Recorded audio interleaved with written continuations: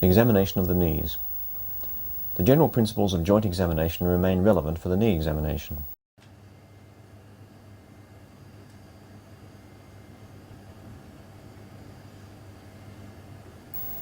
The knees and thighs should be exposed. Watch the patient walk and use the opportunity to look for difficulty or pain while walking. Note asymmetry or deformity involving the knees or thighs.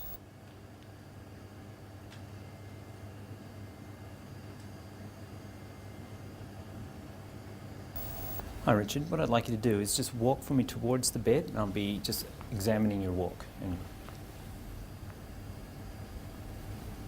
Okay, thanks. Turn around.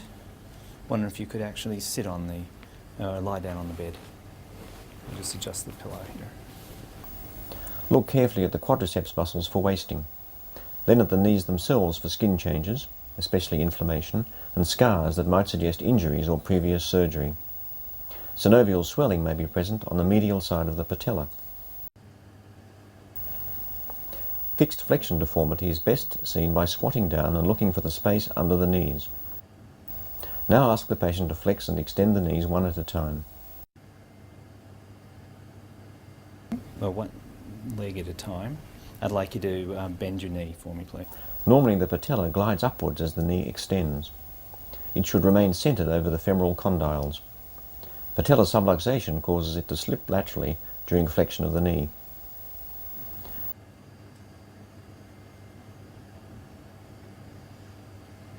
Feel the bulk of the quadriceps muscles. Wasting occurs early after the onset of knee problems because of disuse. Palpate over the knees for warmth and synovial swelling. Test for a joint effusion. The patellar tap is used to confirm the presence of a large effusion. One hand rests over the lower part of the quadriceps muscle and compresses the suprapatellar bursa. The other hand pushes the patella downwards. The sign is positive if the patella is felt to sink and then comes to rest with a tap as it touches the underlying femur. The bulge sign is used to detect small effusions. Here the left hand compresses the suprapatellar pouch while the fingers of the right hand are run along the groove beside the patella on one side and then the other. Look for a bulge on the other side caused by a fluid wave.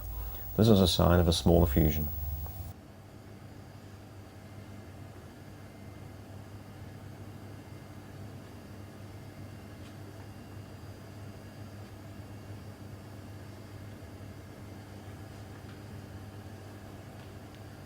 Now test passive flexion and extension. Rest one hand on the patella and feel for crepitus as the joint moves. Note the range of movement and any discomfort it provokes. Just relax your leg for me, please. I'm just going to extend and flex your leg. Okay, thanks. And again, just relax there for me.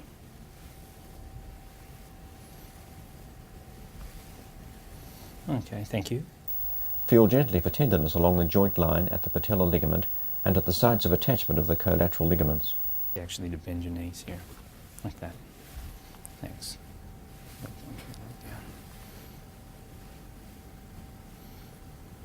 Is there any tenderness there?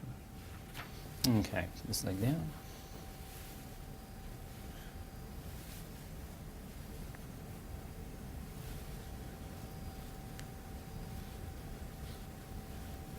Okay, thank you. Test the ligaments So next. stay very relaxed. The lateral and medial test. collateral ligaments are assessed with the knee slightly I'm going to flexed. test for laxity in your knee. Lateral and medial movements just of the leg on the knee joint are tested. Movements of more than 5 to 10 degrees are abnormal. Okay, thanks.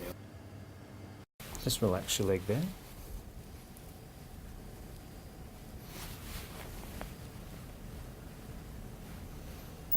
The cruciate ligaments are tested next. The patient's knee is flexed to 90 degrees. The examiner's hand grasps the tibia and attempts anterior and posterior movements of the leg on the knee joint. Movement may be detected by the examiner's thumbs positioned at the joint margins. Again, movement of more than 5 to 10 degrees is considered abnormal. Increased anterior movement suggests anterior cruciate ligamentous laxity, and increased posterior movement suggests posterior cruciate ligamentous laxity. All right, thank you. If recurrent dislocation or subluxation of the patella is suspected, the patella apprehension test should be performed. Push the patella firmly in a lateral direction while slowly flexing the knee. The patient's face should be studied for the anxious look that suggests impending dislocation. This is the moment to stop the test. Okay, relax there. And relax this leg.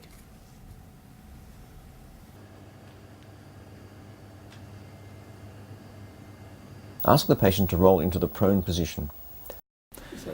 What I'd like you to do now is to roll over and lie on your belly, and I'm just going to adjust the bed down flat. Okay. Look and feel in the popliteal fossa for a Baker's cyst. This is best seen with the knee extended.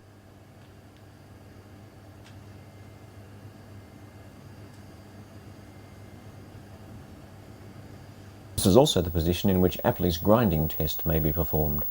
This is a test of meniscal damage. The patient's leg is flexed to 90 degrees.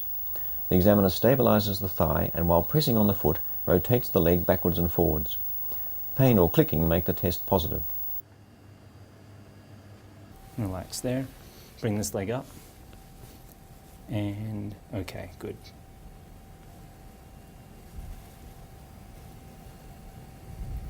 Okay, thank you.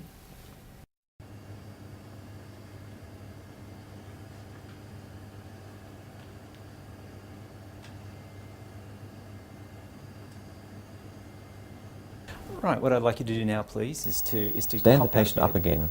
Look particularly for varus and valgus deformity. Finish with a test of function. Get the patient to walk to and fro and to sit and stand from a chair.